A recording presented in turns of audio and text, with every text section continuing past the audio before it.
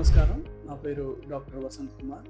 కర్నూలు నగరంలోని Shri Vijayadurga cardiac centre నందు నేను గుండె వ్యాధి నిపుణులుగా సేవలు అందిస్తున్నాను. గుండె జబ్బులు ఉన్నవాళ్ళు తీసుకునే మందులపై, ఆ చికిత్సా విధానాలపై వాళ్ళకున్న సాధారణ సందేహాల గురించి మనం తెలుసుకుందాం. మొదటిగా బీపీ, షుగరు, రక్తంలో కొవ్వు పదార్థం ఎక్కువ ఉన్నవాళ్ళు, ఇంట్లో హార్ట్ అటాక్ ఉన్నవాళ్ళు, అంటే తల్లిదండ్రులకు అన్నదమ్ముల్లో హార్ట్ అటాక్ ఉన్నవాళ్ళు, వీళ్ళందరూ అడిగే సాధారణమైన ప్రశ్న, గుండె మందులు జీవితాంతం వాడాలి. సో హార్ట్ అటాక్ లాంటివి వస్తే స్టెంట్ కానీ ఏదైనా ట్రీట్మెంట్ చేసి ఉంటే, బైపాస్ సర్జరీ చేసి ఉంటే, పక్షవాతం వచ్చింటే, ఇవన్నీ దాదాపు జీవితకాలం వాడే అన్ని మందులు వాడాల్సిన అవసరం ఉండకపోవచ్చు. ఉదాహరణకు సార్బిట్రేట్ లాంటి మందు. ఈ సార్బిట్రేట్ అనే టాబ్లెట్ నడిస్తే నొప్పి, బరువు, ఆయాసం అట్లాంటి ఉన్నప్పుడు, హార్ట్ అటాక్ ఉన్న జబ్బులకు లేదా హార్ట్ జబ్బులు ఉన్న వాళ్ళకి ఇస్తాం. నడిస్తే నొప్పి, బరువు, ఆయాసం ఇలాంటివి ఏమీ లేకపోతే ఈ సార్బిట్రేట్ జీవితాంతం వాడాల్సిన అవసరం లేదు. అలాగే బీటా బ్లాకర్స్ అని కొన్ని మందులు ఇస్తాం. ఈ బీటా బ్లాకర్స్ అనేవి బీపీ తగ్గించడమే కాకుండా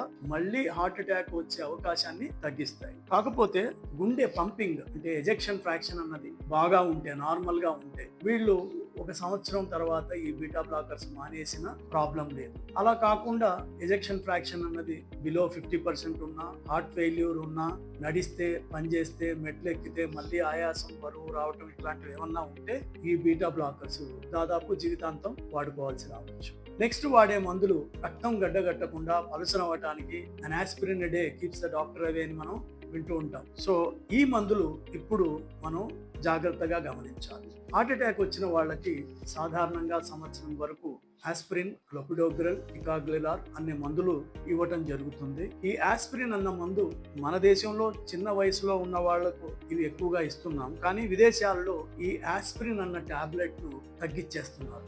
aspirin dose 75 mg, 325 mg tablets ఉన్నాయి. మనం సాధారణంగా 75 లేదా 81 mg వాడితే సరిపోతుంది. అదే హార్ట్ అటాక్ ఉన్న వ్యక్తికి ఇది దాదాపు 1 year వరకు ఆస్పిరిన్, క్లోపిడోగ్రెల్ అన్న 2 మందులు ఇస్తాం.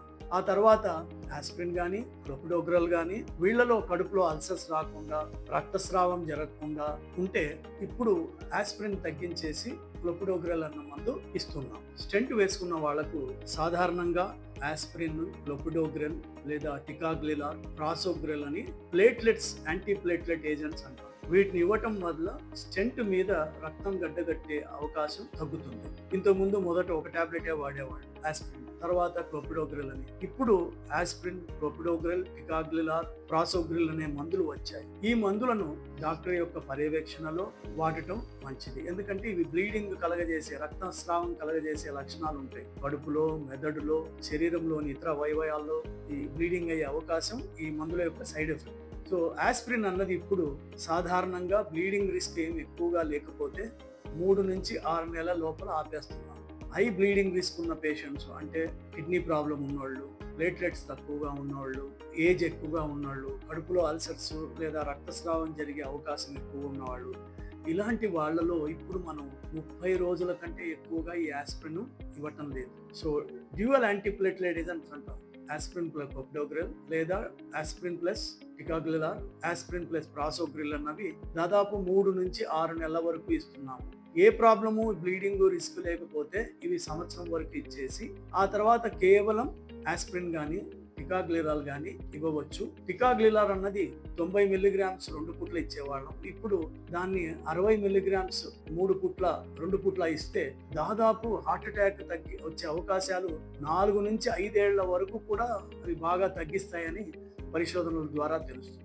ప్రాసోగ్రెల్ గురించి మనకు అన్ని స్టడీస్ లేవు, కానీ ఈ డ్రగ్ కూడా యూరోప్ లో ఎక్కువగా వాడటం జరుగుతూ ఉంది. కాకపోతే మనకి ఇండియాలో చీప్ డ్రగ్స్ ఏంటంటే ఆస్పిరిన్ 75 mg, క్లోపిడోగ్రెల్ 75 mg.